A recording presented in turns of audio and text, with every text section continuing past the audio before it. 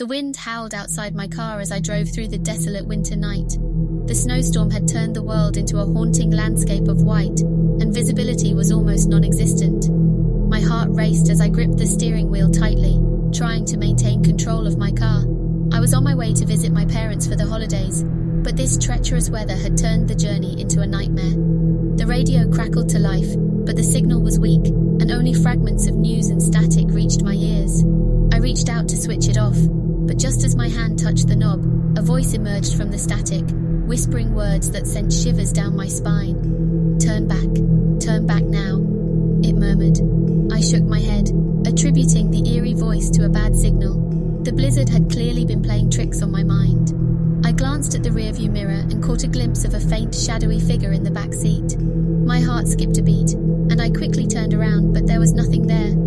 "Just your imagination," I reassured myself, trying to ignore the creeping sense of unease.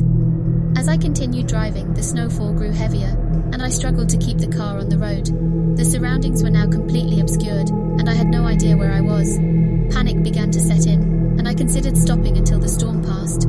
But then I remembered the gas gauge hovering near empty. I had no choice but to press on and hope to find a gas station soon.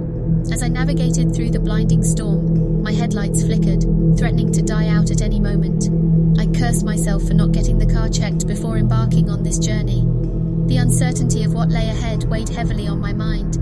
Just when I thought it couldn't get any worse, the car sputtered and finally came to a halt. No, not now," I pleaded, pounding my fists on the steering wheel.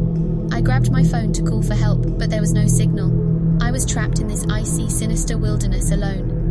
Desperate, I decided to leave the car and seek shelter, hoping to find some sign of civilization.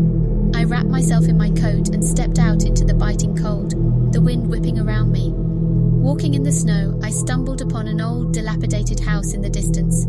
My heart leapt with hope as I made my way towards it.